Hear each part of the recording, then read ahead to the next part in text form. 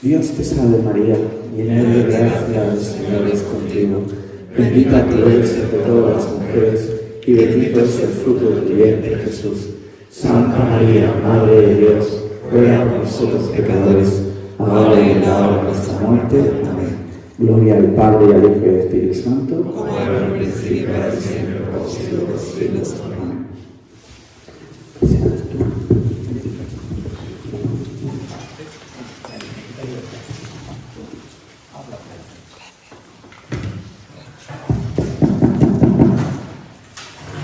Hola, hola, hola.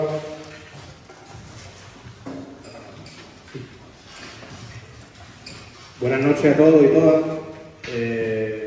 Hace un momento decía el padre David que hemos venido a escuchar a un cura de pueblo.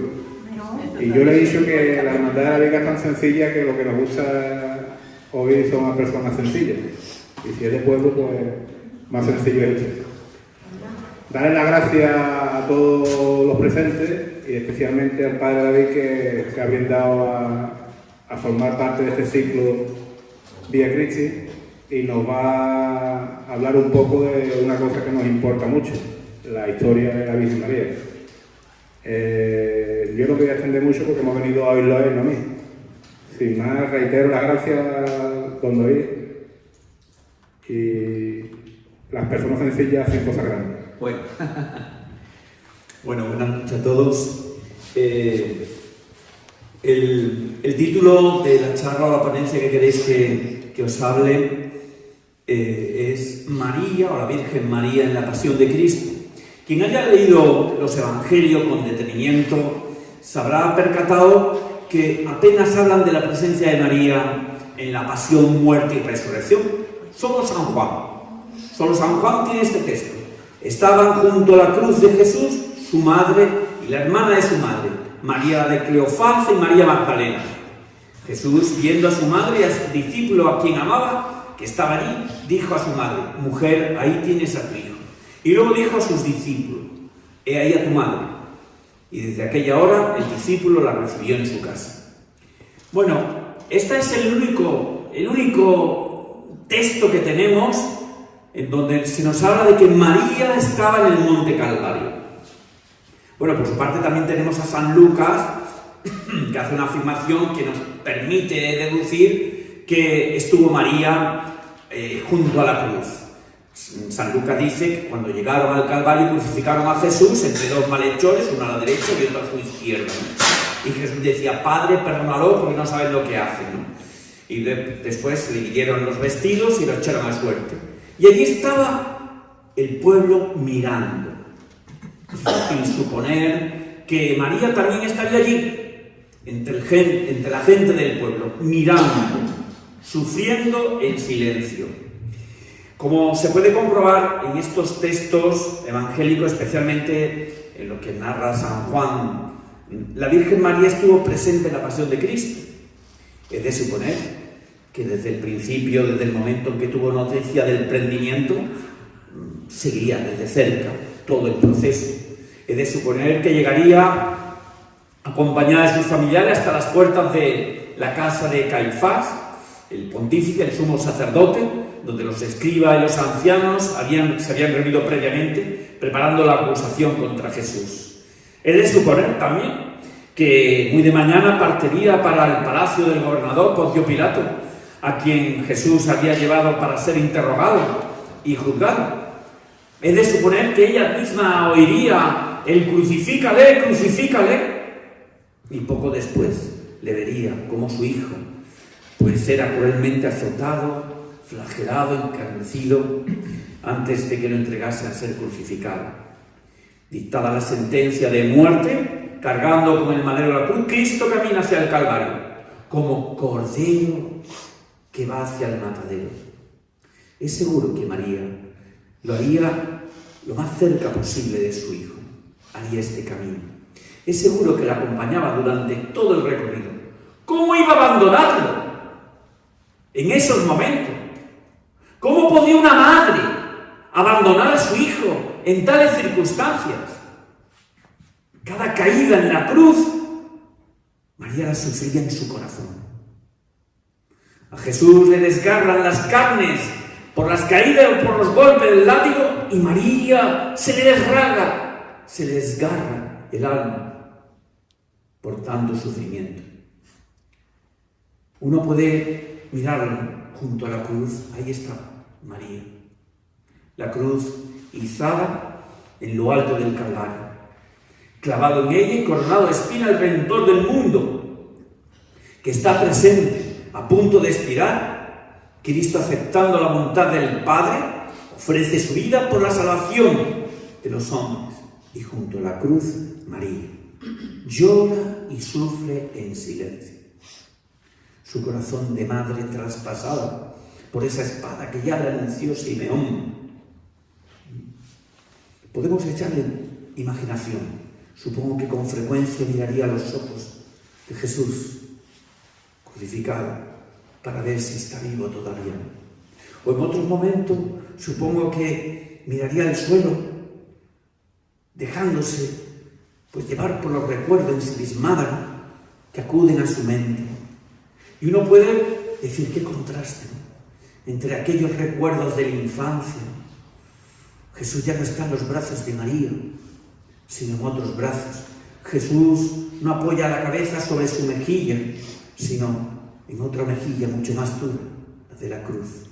Y ahora María esconde sus manos bajo su toquilla, y entre ella y su hijo se esconde, ahí suspendido él entre el cielo y la tierra, se abre como una distancia insalvable. Desde la cruz Jesús entona, reza ese Salmo 22. Elí, Elí, lema sabachthani. Dios mío, ¿por qué me has abandonado? El salmista es un salmo que está rezando como buen judío.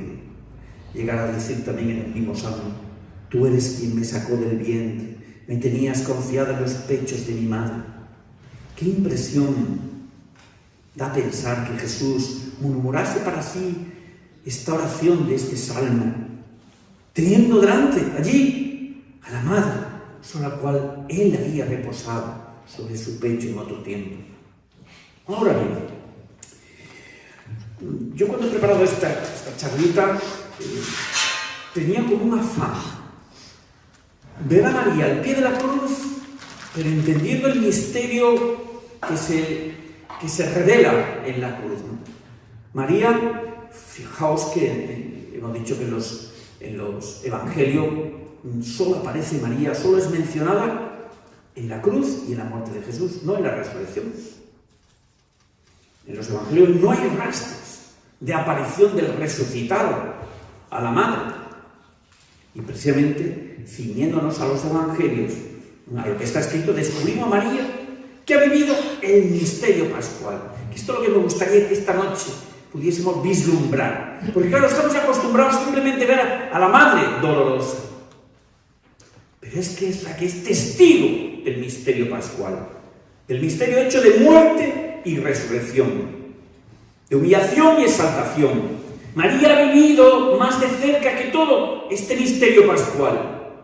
Y en consecuencia, especialmente el evangelista es el que nos habla de María al pie de la cruz. Y hay que preguntarse, ¿qué representa para San Juan la cruz? ¿Qué representa la cruz de Cristo en el Calvario para este evangelista? Pues todos lo sabemos y es bien conocido que representa la hora. Yo no creía, pero bueno, se me viene a la cabeza. Yo siempre predico que en las bodas de Caná, donde María pide a su hijo porque falta vino, ¿cuál es la contestación? Mujer, ¿qué tengo yo que ver contigo? Todavía no ha llegado la hora. Es la hora, esta es la hora. Porque le llama mujer, es una palabra gancho para unir la escena de las bodas de Caná con otras bodas, las del Cordero, con toda la humanidad. Donde otra vez llama mujer, ahí tienes a tu hijo. Esta es la visión de San Juan. Para San Juan es la hora en la que el Hijo del Hombre tenía que ser glorificado, la hora por la que había venido al mundo. De esta hora habla Jesús cuando dice al Padre en esa oración sacerdotal: Padre, ha llegado la hora, glorifica a tu Hijo. O cuando, refiriéndose a su propia muerte, le dice a sus discípulos: cuando yo sea levantado, cuando sea el Hijo del Hombre levantado, sabréis que yo soy. El momento de la muerte es, por tanto, el momento en el que revela plenamente la soberanía, su gloria, la gloria de Cristo. Y será cuando aparezca para darnos el Espíritu Santo. Fijaos que ese es el vino nuevo que ha pedido María. Solo desde la cruz, desde el Calvario, desde ese costado traspasado, brotará sangre y agua, el don del Espíritu Santo. Solo cuando Cristo el glorificado es capaz de darnos este don del Espíritu Santo. En el Calvario tiene lugar, por tanto, para San Juan ese paso de la antigua a la nueva Pascua. Y el evangelista lo pone de manifiesto precisamente ubicando la muerte de Cristo cronológicamente en el momento en que el 14 de Nisan, en la tarde del 14 de Nisan, que era cuando se hacían la inmolación de los corderos pascuales en el templo de Jerusalén. O también hace una referencia a la prescripción del Éxodo, ¿no?, relativa al cordero pascual. Bueno, pues aquí está, el cordero que se ofrece en inmolación por todos los hombres, y María, la hermosa cordera. Fijaos que esta visión es importante captarla. ¿Se podría decir entonces que María no sufrió en el Calvario? ¿O fue la cruz para ella un simple y breve momento de paso? ¿Es posible que Jesús sufriera en realidad, o sea, no sufriera en realidad, ya que llamaba aquella hora la hora de gloria? ¿Es posible que se redujera la brutalidad de la pasión por esta concepción de la gloria? Mirad, si uno coge el Evangelio de San Juan, este cuarto Evangelio como se le llama, en el cuarto Evangelio de San Juan se habla de la angustia de Getsemaní, se habla de la coronación de espinas, se habla de las bofetadas, se habla de la flagelación, de la negación de Pedro, de la traición de Judas y todo lo demás. Es decir, cuando hablamos de que San Juan contempla la cruz como la manifestación de la gloria, del momento de gloria, no quita, estamos en otro plano, estamos por un lado en el plano de Dios, diríamos, en el plano de Dios que pertenece a Dios, que consiste en esto, en proclamar a Jesús crucificado como Señor, como el Kyrios. Así lo dirá. Dios ha constituido Señor y Cristo a este Jesús a quien vosotros crucificaste. En la carta a los Hebreos, los Hechos, perdón. Mientras que la crucifixión, por una parte está la gloria, ¿no? La gloria que pertenece a Dios. Y por otra parte lo que nos pertenece a nosotros, que es la crucifixión. La gloria está fuera del plano, diríamos, histórico. Está como al borde, al límite de la historia, abriéndonos la eternidad ya. Mientras que en el plano histórico está la crucifixión, que pertenece a nosotros los hombres, que nos sitúa a nosotros en la historia. Y la gloria solamente se puede captar desde la fe. Por esta razón yo creo que María bebió el cáliz de la pasión de Jesús, y lo bebió hasta el fondo. De ella, como la antigua hija de Sión, se puede decir, citando esas palabras de Isaías, que bebió de la mano del Señor la copa de su ira, apuró hasta el fondo el cáliz de vértigo. Si en el Calvario junto a la cruz de Jesús estaba María, su madre, quiere decir que ella estaba en Jerusalén, que lo vio todo, y que estuvo presente en todo, y que bebió este cáliz, cierto, estuvo presente cuando gritaban ¡a ese no, a Barrabás!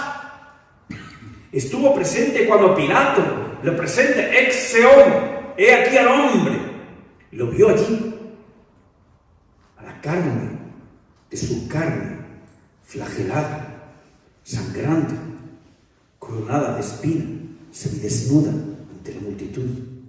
Ahí María lo vio camino del Calvario.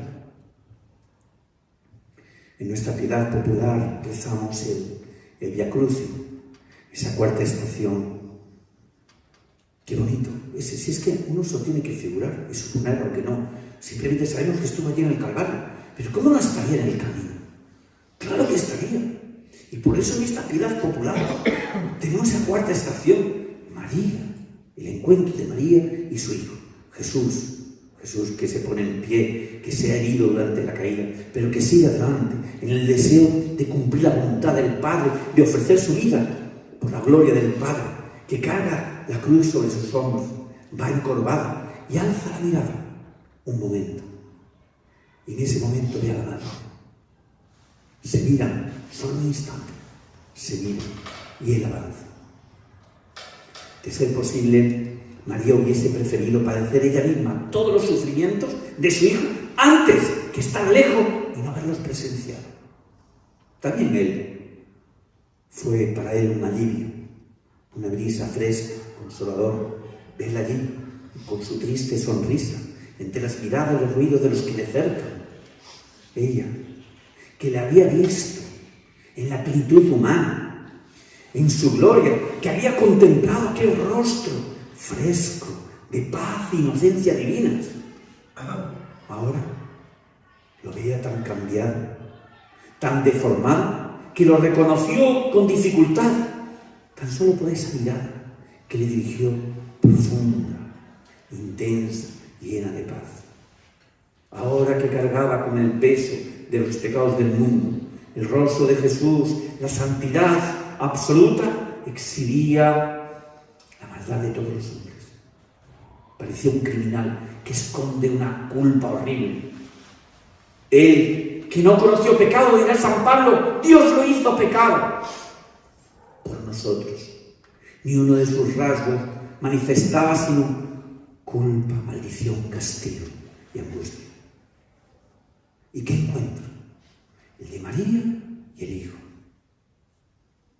Dice el cardenal Newman que se consolaron porque existía un mismo sentir. Y María y Jesús podrían llegar a olvidar en toda la eternidad aquella ola de dolor, aquella marea de dolor. Es más, este cardenal que escribe este Via Crucis es original porque dice que hasta el Cirineo fue una ayuda de María. Sí, le contemplamos como las fuerzas ya se le acaban, terminan por faltarle del todo y ya no puede seguir, los soldados se quedan perplejos, ¿qué hacer? ¿Cómo seguir? ¿Cómo va a llegar al Calvario? Pronto se fijan en aquel hombre que le ven fuerte y ágil, a Simón de Cirene, y lo agarraron y lo obligaron a llevar la cruz. Mirar el dolor en persona taladra el corazón de aquel hombre, aquel primer costalero. ¡Qué honor! Feliz tu predilecto de Dios, que con alegría cargas la parte de la cruz. Pero fue María, fue la oración de María la que llevó al Cirineo. Jesús oraba así, pero no por él, solo para que pudiera beber hasta el final el cáliz de dolor y cumplir la voluntad del Padre. Pero ella María, actuó como una madre.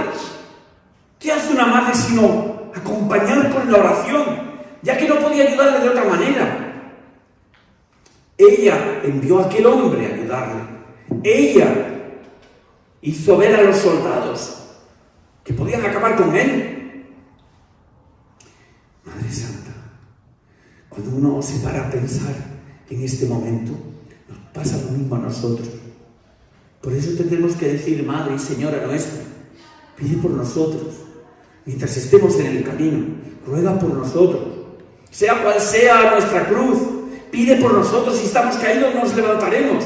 Pide por nosotros. Cuando el dolor, cuando la angustia, cuando la enfermedad nos llegue, pide por nosotros. Cuando nos una el poder de la tentación, envíanos un fiel siervo tuyo, un sirineo tuyo, para socorrernos. Nuestra Señora del Socorro. Si merecemos reparar nuestros pecados en la otra vida, en el purgatorio, mándanos, Madre, Nuestra Señora del Socorro, mándanos un ángel bueno que nos dé momentos de respiro. Ruega por nosotros. Claro que sí. María vio a aquellos verdugos cómo clavaban salvajemente los enormes clavos en las preciosas manos de su Hijo, del Hijo de sus entrañas, mientras Él se ofrece al Padre Eterno en rescate de todos nosotros. María oyó el ruido de los martillazos. Caen los martillazos, salta la sangre. Sangre preciosa, sangre de Cristo, victoria sobre el demonio, fuerza de los mártires, alivio de los que sufren, consuelo en la aflicción, esperanza del pecador, seguridad de los moribundos, paz y delicia de los corazones, prenda de vida eterna, sangre preciosa de Cristo. Claro que sí, María vio las convulsiones de su carne sacudida por los temblores mortales en la cruz. María oyó los insultos. Si eres el Hijo de Dios, bájate. Vio cómo los soldados se repartían sus vestiduras y la túnica que quizá ella misma había tejido. Y así pues, no se ha equivocado la piedad cristiana cuando aplicó también a María al pie de la cruz aquellas palabras pronunciadas en el libro de las Lamentaciones, cuando dice: vosotros los que pasáis por el camino, mirad, fijaos si hay un dolor como mi dolor.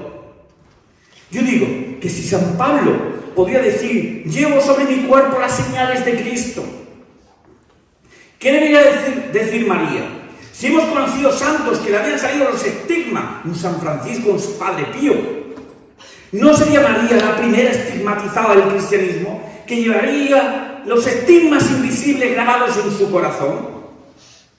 Sí. Bueno, hay un dato importante. Un dato importante que nos han transmitido por los evangelios, pues que María al pie de la cruz no pronunció ninguna palabra, ninguno de esos gritos y lamentos como las mujeres que en el camino, durante la subida al Calvario, escuchamos en el Evangelio de San Lucas.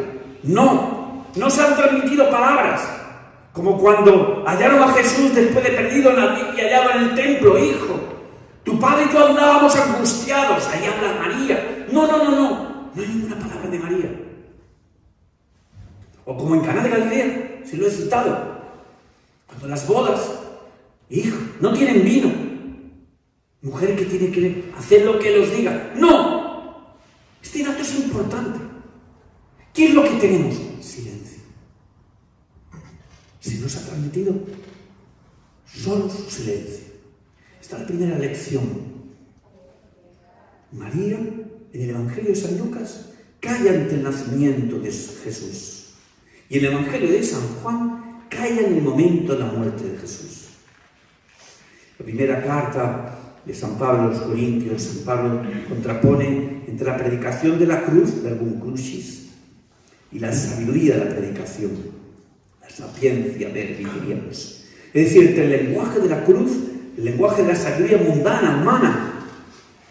La diferencia consiste en esto, que la sabiduría de la predicación, la sabiduría del mundo, se expresa con eso, con palabras muy bonitas, con discursos muy bonitos, mientras que en la cruz, en cambio, se expresa a través del silencio. Recuerdo mi primer año de cura, estaba yo en Sevilla. Un chico con 23 años se tira de un quinto. Evidentemente, me lo cuenta. Fuimos allí y recuerdo que a los 3 o 4 días no dejamos bajar a los padres, evidentemente. Soy mi amigo de sus padres, este niño, Gustavo se llamaba. Le he dibujado incluso. Recuerdo que cuando me presentaron: esta es la madre de Gustavito. Solo puedo decirle esto, que eso le cautivó a ella. Es fácil los sermones, es fácil decirle, pero ante esto solo cabe el silencio. Un silencio adorante, como María. Porque el lenguaje de la cruz es el silencio. El silencio guarda solo para Dios el perfume del sacrificio. El silencio impide que el sufrimiento se extienda y busque y encuentre aquí abajo la propia recompensa. Si María pudo ser tentada como Jesús en el desierto, pues pudo ser tentada precisamente en este lugar, al pie de la cruz. Fue una tentación muy profunda y dolorosa, porque tenía como motivo precisamente a Jesús. Ella creía en las promesas. Ella creía que Jesús era el Mesías, el Hijo de Dios. Sabía que si Jesús hubiese pedido al Padre que le hubiese mandado 12 legiones de ángeles, le habrían hecho caso. Pero ve que Jesús no hace nada. Liberándose a sí mismo de la cruz, le liberaría a ella de su tremendo dolor. Pero no lo hace. Sino María no grita. No grita, baja de la cruz y así me quitas el dolor a mí. Sálvate a ti mismo y a mí. No, no lo hace. Tampoco dice, has salvado a tantos otros. ¿Por qué no te salvas ahora a ti mismo, hijo mío? Tampoco lo dice. Aunque sea fácil intuir hasta qué punto surgiría espontáneamente en el corazón de una madre este pensamiento y este deseo parecido, ya que ni siquiera le pide a Jesús aquello cuando lo perdió en el templo y lo encontró nuevamente. Hijo, ¿por qué no has hecho esto? Ni siquiera le dice eso. María calla. María calla consintiendo amorosamente a la inmolación de la víctima que ella misma ha engendrado. ¡Wow! Esta expresión del Concilio Vaticano II, que a mí me ha encantado. María calla consintiendo amorosamente a la inmolación del cordero que se ofrece como víctima de suave olor, de amor al Padre en favor de todos nosotros. Ese corderito que ella misma había engendrado en sus entrañas virginales. Por eso María, al pie de la cruz, aparece como la hermosa cordera. Así se la ha llamado. La hermosa cordera que junto al cordero que no abrió boca. Así pues, junto a la cruz de Jesús, María no estaba cerca solamente, diríamos, geográficamente o físicamente, sino también en un sentido espiritual. Estaba unida a la cruz de Jesús. Tenía el mismo sufrimiento, sufría con él, sufría en su corazón lo mismo que Jesús sufría en su carne. Solo podría pensar de forma distinta quien no tenga ni idea de lo que significa ser madre. Como Cristo grita, Dios mío, ¿por qué me has abandonado? Así también la Virgen María debió de estar penetrada por un sufrimiento humanamente que correspondía al Hijo. Una espada te atravesará el alma a fin de que queden descubiertas las intenciones de muchos corazones, también la del tuyo. María en el Calvario fue traspasada por un sufrimiento que humanamente correspondía a su Hijo. Jesús ya no dice, ¿qué tengo yo contigo, mujer? Como dijo en aquellas bodas de Caná. Todavía no ha llegado mi hora. Ahora sí ha llegado. Ahora ha llegado su hora. Y entre él y ella, la madre, hay algo común muy importante. El mismo sufrimiento. En aquellos momentos extremos en que también el Padre pareció desaparecer misteriosamente a la mirada de hombre, tan solo quedó a Jesús la mirada de la madre, donde poder buscar refugio y consuelo. ¿Despreciaría esta presencia y este consuelo materno aquel que en Getsemaní rogó a los 3 discípulos diciéndole, quedaos aquí, velad conmigo? Un gozo inefable, todo lleno de sufrimiento, pasaba de uno a otro, como los vasos comunicantes. El gozo desprendía del hecho de que ya no ponía resistencia alguna al dolor, ya no tenían defensas ante el sufrimiento, sino todo lo contrario, se dejan invadir libremente hasta lo más íntimo. A la lucha ha seguido la paz. Se han convertido en una sola cosa, con el dolor y el pecado del mundo. Jesús directamente, porque Él es víctima de propiciación por todos nuestros pecados, y María indirectamente, en cuanto que por su doble unión, la carnal y la espiritual con su Hijo. Bueno, pues llegado a esto, uno se tiene que preguntar, ¿qué tengo que hacer para imitarla? Junto a la cruz de Jesús estaba María. También esta vez es la palabra misma de Dios la que lo expresa, o sea, traza como el paso de María a la Iglesia. Es decir, ¿qué debo de hacer como creyente, todo creyente, para imitarla? Junto a la cruz de Jesús, está escrito, estaba María, su madre, y junto a ella el discípulo a quien él amaba. Como que esta noticia contiene la exhortación. Lo que ocurrió aquel día es lo que debe suceder ahora. Hay que estar al lado de María, junto a la cruz de Jesús, como hizo el discípulo a quien él amaba. Estar junto a la cruz, pero a la cruz de Jesús.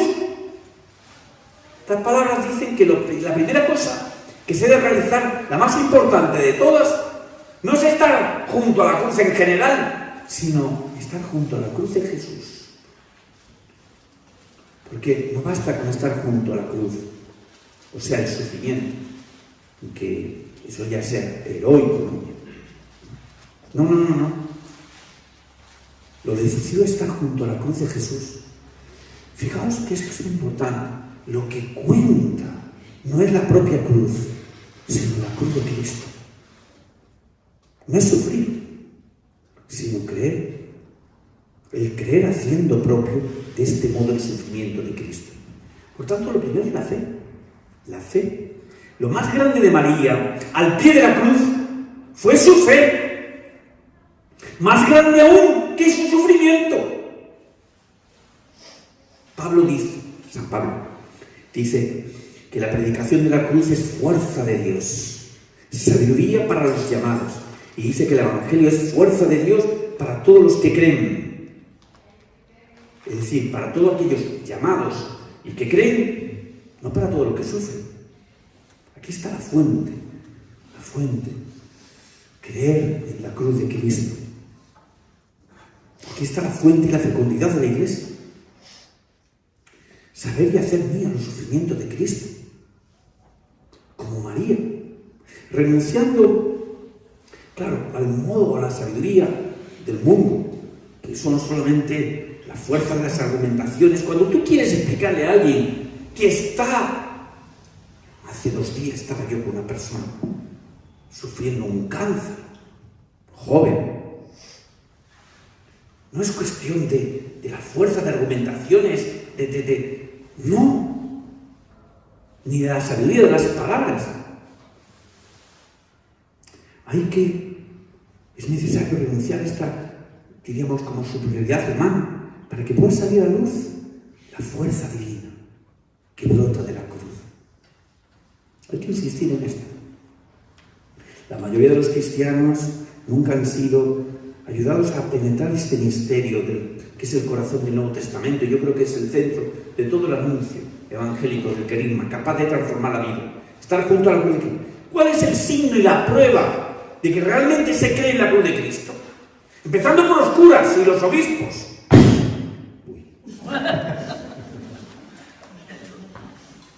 Que no funcionamos de esta manera.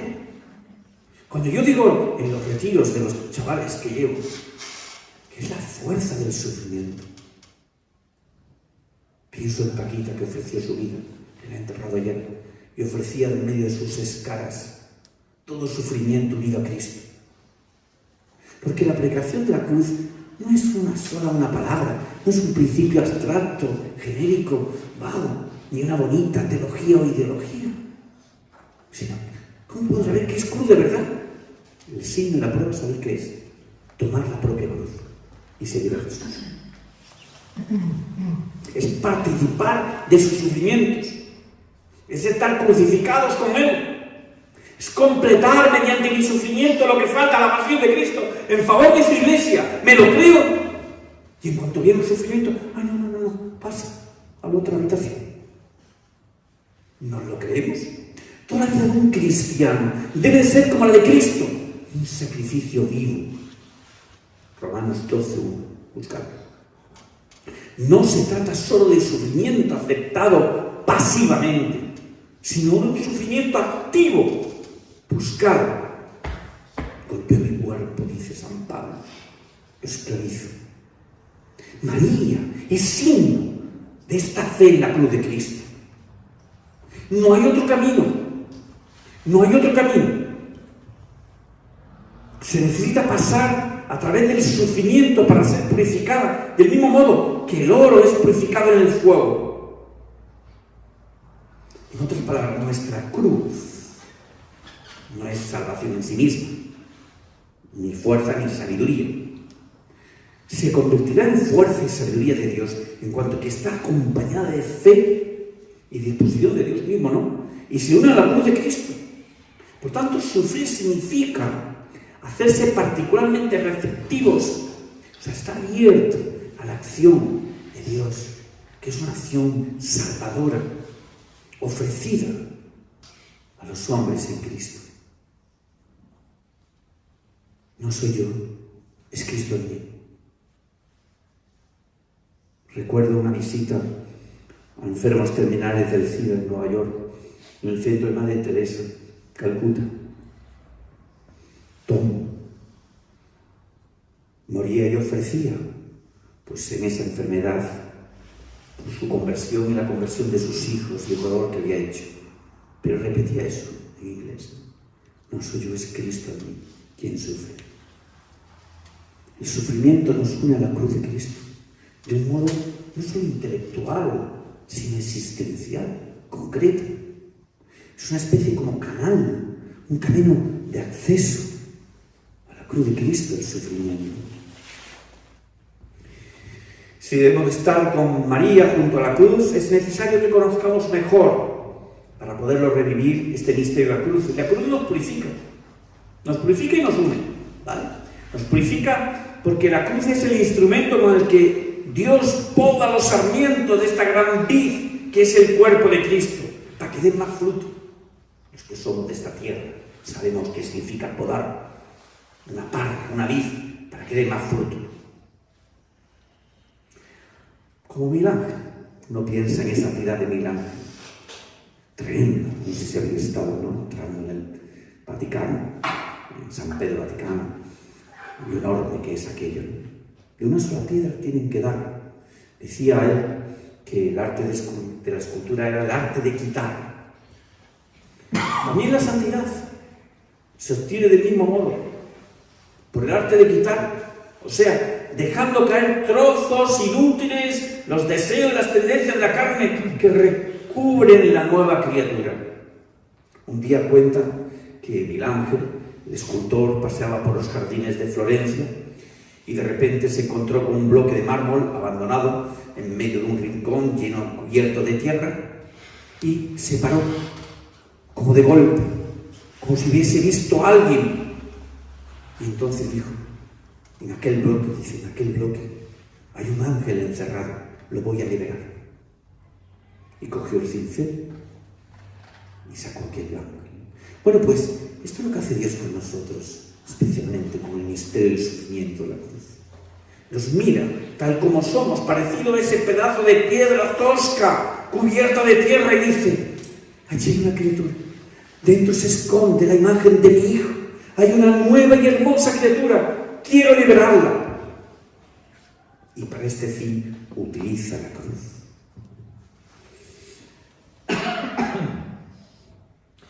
La cruz es también, sobre todo, aquello que nos une.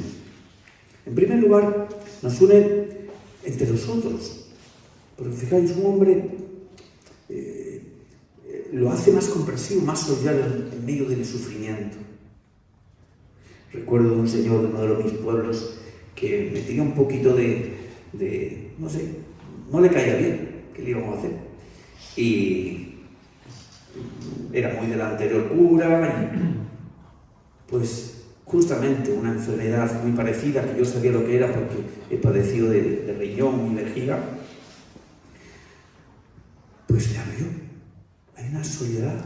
Cuando uno experimenta, se hace uno más comprensivo.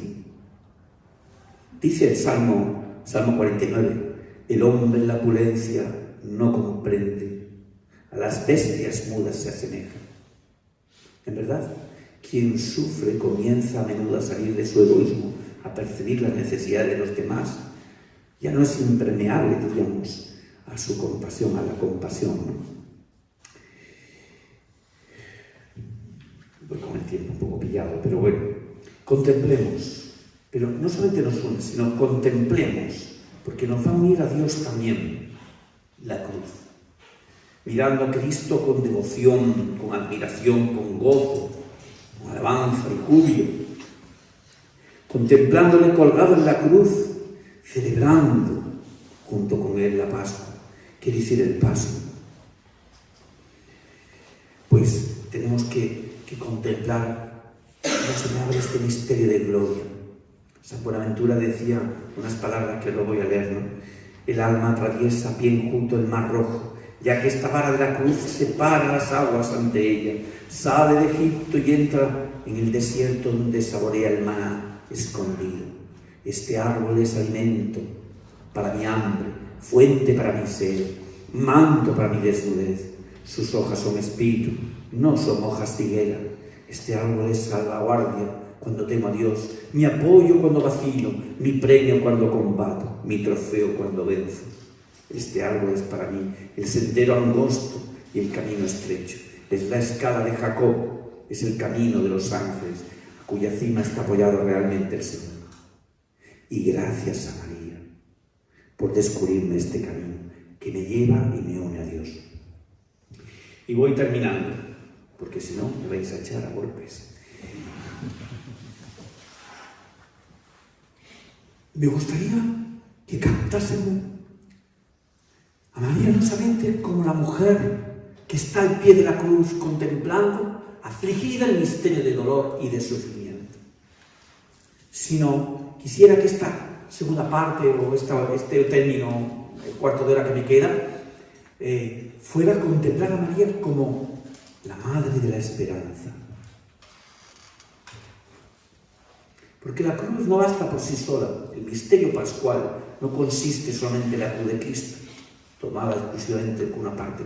No. Sino el paso de la muerte hacia la gloria. Paso. Esto se puede aplicar de forma muy subordinada a María, ¿no? Decir que María estuvo en el Calvario, que ella ha vivido el misterio pascual, no solo una parte de él, significa decir que ella estaba allí, al pie de la cruz, con esperanza. Que ha compartido con el Hijo no solo la muerte, sino también la esperanza de una resurrección. Una imagen de María al pie de la cruz, como la que desprende Stabat Mater, ¿no? Que aparece triste y afligida, sollozante. Es solo la imagen de la dolorosa. Pero esta imagen es incompleta. Es incompleta. En efecto, no daría razón del hecho de que Juan es quien nos habla precisamente de que María estaba al pie de la cruz. Y si hemos dicho que para San Juan es el momento de gloria y de victoria, pues lo vislumbramos. La 13ª estación. Bajan a Jesús y lo depositan en brazos de María.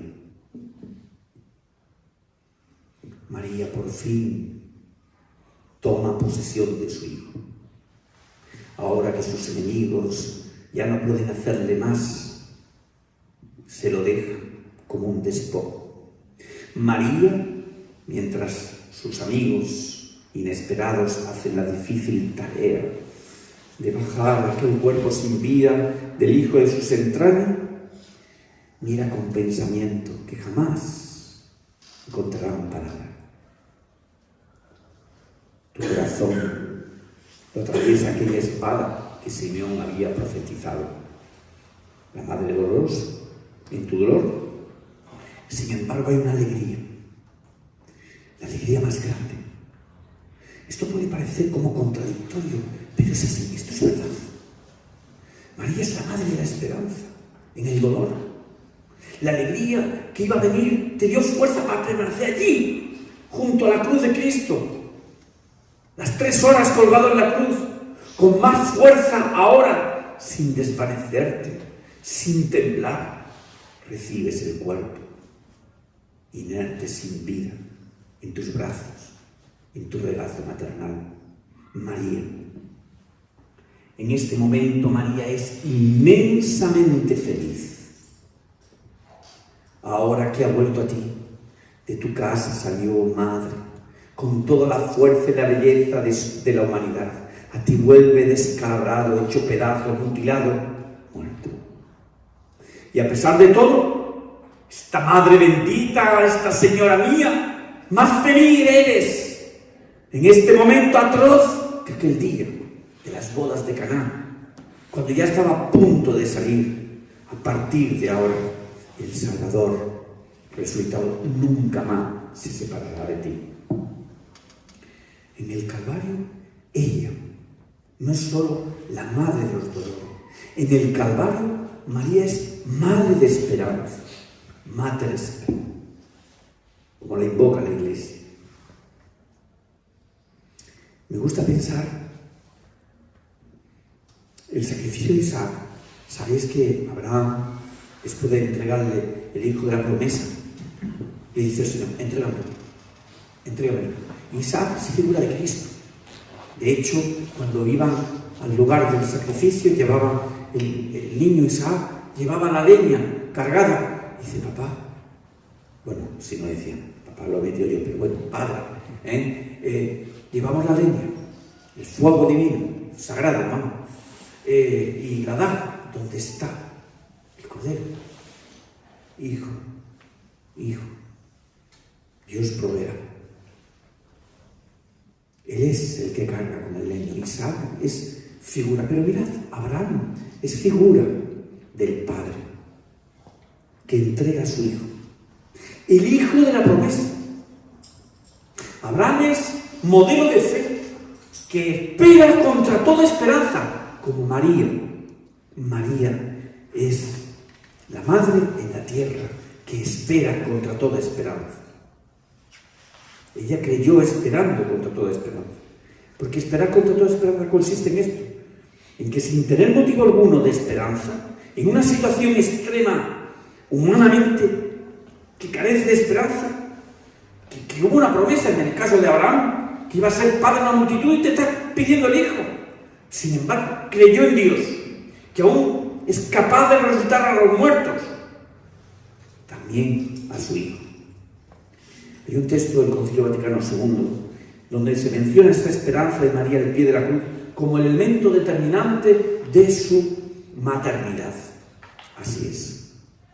Al pie de la cruz, dice este texto, María cooperó enteramente, de manera singular, a la obra del Salvador, con la obediencia, con la fe, con la esperanza y con la ardiente caridad.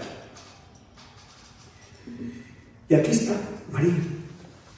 Fijaos que nuestro paso de la muerte a la vida por obra de la fe, dice San Agustín, se realiza mediante la esperanza en la futura resurrección. Hay tres cosas que la Iglesia conmemora en la Semana Santa: crucifixión, sepultura y resurrección. Para nosotros, la vida presente es crucifixión, es el sufrimiento. Pero para toda la Iglesia y para María se vive la resurrección en esperanza. O sea, la cruz es objeto de nuestra experiencia, mientras que la resurrección es objeto de nuestra esperanza. Esto es importante, porque para poder sobrellevar el sufrimiento de este mundo, como cuando yo le digo a los jóvenes, a los chicos, a los mayores, que en esta vida hay sufrimiento, y quien te niega que no haya sufrimiento te está mintiendo. Pero para sobrellevar ese sufrimiento hay esperanza. Los sufrimientos de este mundo no pesan la gloria que nos está reservada. María, en el misterio de la encarnación, ha sido para nosotros maestra de fe, y en el misterio pascual es maestra de esperanza. Como María estuvo al pie junto a su hijo crucificado, también está la Iglesia llamada a estar junto a los crucificados, bien, a los pobres, a los que sufren, a los humillados. Pero ¿cómo tiene que estar? Dando esperanza. Dando esperanza. El sufrimiento no es un absurdo, sino que tiene sentido porque habrá resurrección. Está la luz que necesita la gente. Voy a sacar una cosa porque si no, esto no puede ser. Pero bueno, la virtud de la esperanza es una virtud infundida por Dios, ¿vale? Decimos que es una virtud infusa, es un don, es una gracia, pero antes que obra humana, que tiene como objeto a Dios y la vida eterna, ¿vale? También esto nos sirve para indicar, pero bueno, mientras voy a saltar porque si no, hay dos modos de ir contra la virtud de la esperanza y los pecados, por decirlo de una manera, que es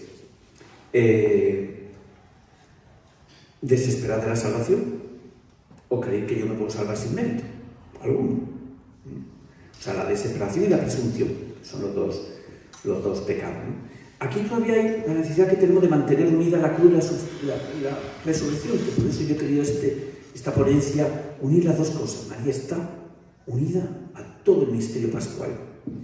Yo me pregunto muchas veces por qué la esperanza gusta tanto a Dios, que continuamente nos pide que esperemos en Él. Y poco a poco vamos descubriendo la respuesta. Continuar esperando cuando todo se haga más duro, cuando incluso evidentemente desmienta sistemáticamente la esperanza. Esto significa creer más en Dios que en la evidencia de los hechos. Porque uno está al lado de la cruz, ¿qué puede esperar? Si humanamente está muriendo, ¿cómo se puede esperar? Por reconocer que Dios siempre tiene un derecho más, siempre tiene una posibilidad más. Mi madre decía que cuando las cosas se ponen difíciles, que Dios se quiere lucir. Significa dar un crédito al Señor, a pesar de nosotros. Y hay un texto muy bonito, si lo encuentro, para explicar esto, ¿no? Que sale, el texto está en el libro de las Lamentaciones, que contiene la esperanza, justamente cuando parezca que no hay solución. Es cuando más se tiene que esperar. Lo que le pasa a Abraham y a María. Es hacernos cómplices de la esperanza. Estar contento en el fondo aunque no veamos la respuesta del Señor. Ni una, y mira que hablo, y parece que no me escucha, y ha permitido darte esta prueba. Sí, hacer un acto de esperanza más y más, cada vez más difícil. Y Dios te ha concedido una gracia mucho más grande. ¿Sabéis cuál? Esperar. La gracia de esperar en Él. Decía un santo, yo soy muy devoto de él, San Rafael Arnaiz, un santo trapense. Toda mi sabiduría está en saber esperar. Esperar en Dios en las dificultades significa reconocer que si la prueba continúa a pesar de todo, el motivo no está en Dios, sino en nosotros. Porque es siempre un amor infinito en nosotros. El texto, y con esto ya sí voy terminando. Está la gran tarea que María realizó esperando al pie de la cruz. Ella está dispuesta a ayudarnos a nosotros en esto, ¿no? En la Biblia encontramos, pues, verdaderos gritos de súplica, de esperanza. Y hay la tercera lamentación, el canto, en donde el alma, inmersa en una prueba muy dolorosa, y que puede ser aplicado casi por completo a la Virgen María, ¿no? Al pie de la cruz. Yo lo voy a leer. Dice así: yo soy la persona que ha visto la miseria y la pena. Dios me ha hecho caminar en tinieblas y sin luz. Me ha emparedado y no puedo salir. Aun cuando grito y pido auxilio, Él sofoca mi súplica. Digo, se acabaron las fuerzas, mi esperanza en el Señor. Y he aquí el grito de esperanza, que vuelve todo al revés. En cierto momento el orante, el que escribe esta oración inspirada en el libro de Lamentaciones, dice así: la misericordia del Señor no termina, no se acaba su compasión, por eso espero en Él. La misericordia de Dios no termina, por eso espero en Él, porque el Señor no rechaza para siempre, aunque aflige, se compadece con gran misericordia. Quizá quede esperando. Quiero volver a esperar. Qué gloria tan grande para Dios, qué gran consuelo para el hombre poder decir de nuevo estas palabras. Pues volvamos a mirar una vez más María ha sabido estar al pie de la cruz. Y María esperando contra toda esperanza. Pues aprendamos a invocarla. Frecuentemente como madre de esperanza. En el momento en que estemos atravesando la prueba que sea, madre. Cuando somos tentados por la desesperación, pongámonos en pie y continuemos caminando adelante, repitiendo eso. El amor del Señor no se ha agotado. En Él quiero esperar. María nos enseña, por tanto, a esperar. Fijaos que humanamente se oscurece el sol cuando Cristo muere. Y uno dice, ya está todo terminado. Jesús con voz potente clama, herid las también, Padre, tus manos, todo está encomendado, te encomiendo mi espíritu. Al oír estas palabras, vio María cómo inclinó su cabeza y que dijo, la muerte ha hecho su aparición y Cristo había muerto. Todo ha sido consumado. Sin embargo, ella sabía que no era el final. El amor del Señor no se ha agotado. En Él quiero esperar. Frente a todas las situaciones, por muy extrema, el amor de Dios no se agota. En Él espera. La esperanza en la resurrección le dio fuerza para soportar esa inmensa angustia. Virgen María en la pasión de Cristo era el título que me habéis puesto. Dios puso a María en el Calvario a prueba, como también puso a prueba al pueblo de Dios en el desierto para conocer lo que había en cada corazón. Y en el corazón de María encontró un corazón intacto, aún más, un sí. El mismo sí que dijo allá en la Anunciación, el amén, sí. Ojalá que en estos momentos pudiéramos encontrar en nuestro corazón dispuesto a decir sí, especialmente cuando aparece la cruz de Jesús. Como María, sigamos repitiendo en silencio, aquí estoy Dios, soy tu ayuda para siempre. Mi sabiduría está en saber esperar en Dios y solo en Él, en Dios y solo en Él. Ella supo esperar en silencio y espera contra toda esperanza. No retires tu misericordia por amor de María, por mí. María en el Calvario se unió a tu Hijo en la adoración santa voluntad del Padre. ¿Dónde podría estar María en este tiempo si no es junto a la cruz de Jesús? En ese lugar invita y convoca a ti y a mí, a las almas generosas, a que se unan con ella a la adoración de la santa voluntad del Padre, a adorar la voluntad incluso sin comprenderla muchas veces.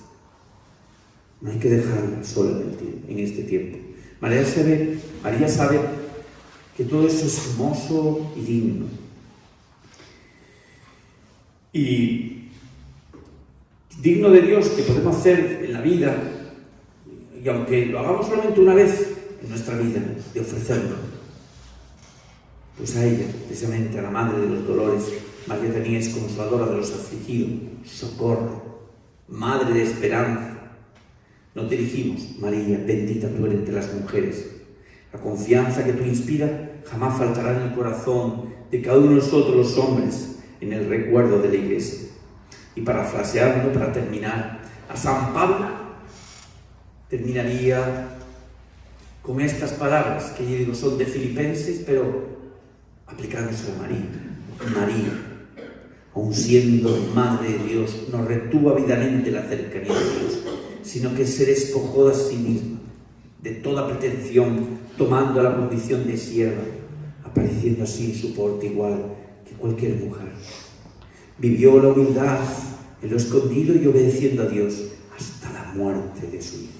Y esperó,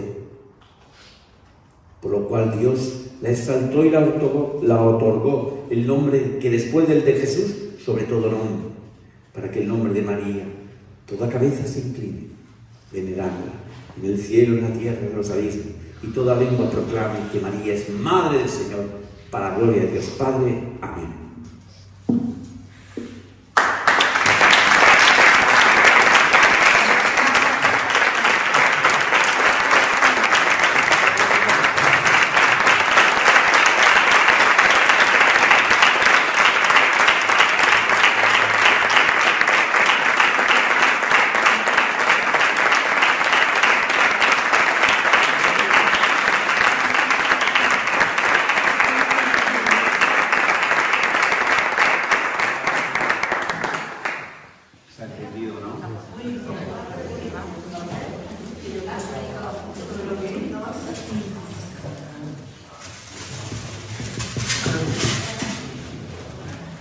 Un minuto antes de que nos vayamos, teníamos aquí a un director espiritual que decía que la gente de la Hermandad de la Viga eran de barro y que le gustaba mucho la gente de barro.